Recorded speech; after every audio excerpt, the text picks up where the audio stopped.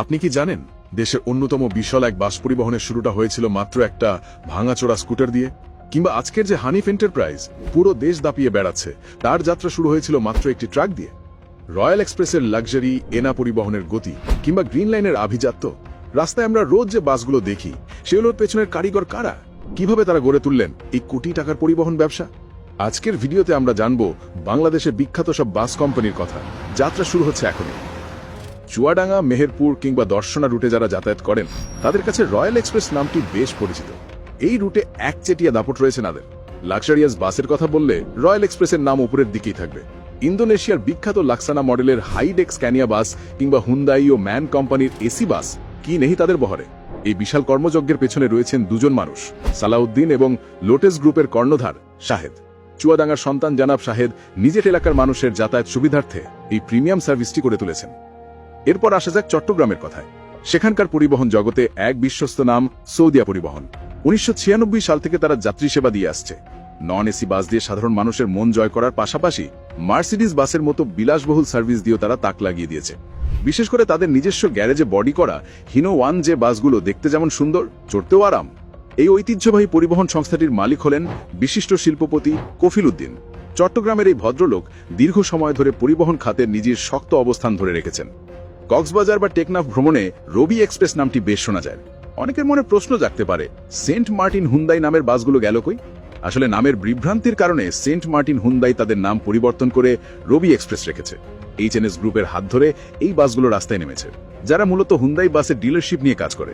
নোয়াখালীর সন্তান শহীদুল ইসলাম শহীদ এই কোম্পানির মালিক। যাত্রীদের কথা মাথায় রেখে ঢাকা থেকে চট্টগ্রাম, কক্সবাজার, বান্দরবন এমনকি খুলনা রুটেও তারা সার্ভিস দিচ্ছে। রাজশাহী ও চাঁপাইনবাবগঞ্জ রুটে বিলাসবহুল বাসের সমার্থক শব্দ হয়ে দাঁড়িয়েছে ন্যাশনাল ট্রাভেলস। 2000 সালের দিকে মাত্র 4টি বাস নিয়ে যাত্রা শুরু করা এই কোম্পানিটি আজ এক বিশাল মহিরু। রাস্তায় তাদের মাল্টি অ্যাক্সেল স্ক্যানিয়া বাসগুলো দেখলে মনে হয় যেন কোনো রাজকীয় রথ এগিয়ে চলেছে। এই বাসগুলোর ডিজাইন ও কমফর্ট যাত্রীদের আলাদা এক আভিজাত্যের স্বাদ দেয়। এই ন্যাশনাল ট্রাভেলসের কর্ণধার হলেন রাজশাহীর ফজলুর রহমান ফজলু। তার হাত ধরেই এই অঞ্চলের পরিবহন ব্যবস্থায় এক আমূল পরিবর্তন এসেছে। একই রুটে আরেকটি জনপ্রিয় নাম দেশ ট্রাভেলস। 2012 সালে যমুনা ইন্ডাস্ট্রিয়াল অ্যাগ্রো গ্রুপের সাথে যৌথ উদ্যোগে এই পরিবহন সংস্থাটি যাত্রা শুরু করে। খুব অল্প সময়েই তারা যাত্রীদের আস্থা অর্জন করতে সক্ষম হয়েছে। বিশেষ করে তাদের অনলাইন টিকিট কাটার সুবিধা এবং বাসের সময়ানুবর্তিতা যাত্রীদের মুগ্ধ করে। কোরিয়ান হুন্দাই এবং হিনো বাসের সমন্বয়ে সাজানো তাদের বহর। এই প্রতিষ্ঠানের মালিক বজলুর রহমান রতন, যার বাড়িও রাজশাহীতে। যাত্রীদের নিরাপত্তা ও আরামদায়ক ভ্রমণের প্রতিশ্রুতি দিয়ে তারা এগিয়ে চলেছে। এবার এমন এক পরিবহনের কথা বলা যাক যা বর্তমানে দেশের প্রায় সব রুটেই দেখা যায়। এনা ট্রান্সপোর্ট এখন এক পরিচিত নাম।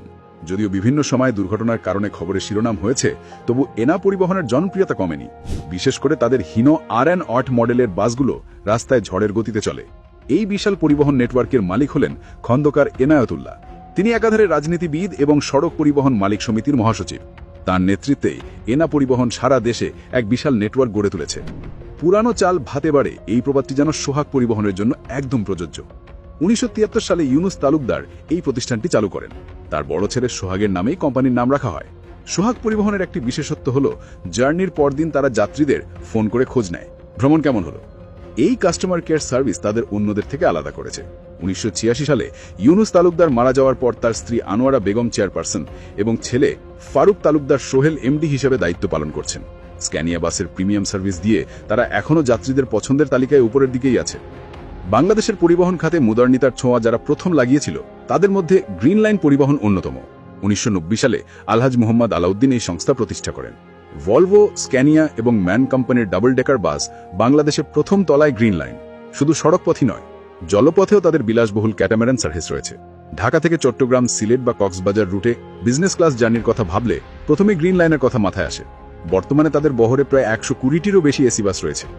সাফল্যের গল্প সবসময় মসৃণ হয় না, তার প্রমাণ শ্যামলী পরিবহন। এই বিশাল সাম্রাজ্যের শুরুটা হয়েছিল এক জরাজীর্ণ স্কুটার দিয়ে। পাবনার গণেশচন্দ্র ঘোষ ছিলেন একজন সাধারণ স্কুটার চালক। 1973 সালে স্কুটার বিক্রির টাকায় কেনা একটি পুরানো বাস দিয়ে তিনি ও তার ভাইরা মিলে এই ব্যবসার পত্তন করেন।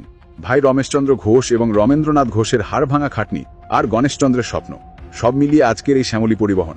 আজ তাদের বাস ভারতের কলকাতা, শিলিগুড়ি পর্যন্ত দাপিয়ে বেড়াচ্ছে। 44 বছর পুরানো সে স্বপ্নের স্কুটার আজ হাজারো বাসের এক বিশাল বহরে পরিণত হয়েছে। সবশেষে যার কথা না বললেই নয়, তিনি হলেন বাংলাদেশের পরিবহন জগতের এক কিংবদন্তি। একটিমাত্র ট্রাক দিয়ে যার পথ চলা শুরু হয়েছিল তিনি জয়নাল আবেদিন। তার ছোট ছেলে হানিফের নামে গড়ে তোলেন Hanif enterprise. Petrol pump, CNG station, bricks manufacturing, কি নেই তাদের। তবে হানিফ বাসই তাদের প্রধান পরিচয়। জয়নাল আবেদিন 2020 সালে মারা গেলেও তার দুই ছেলে কফিল উদ্দিন এবং মুহাম্মদ হানিফ বাবার এই বিশাল সাম্রাজ্য দক্ষতার সাথে পরিচালনা করছেন। দেশের এমন কোনো রুট নেই যেখানে হানিফের বাস চলে না।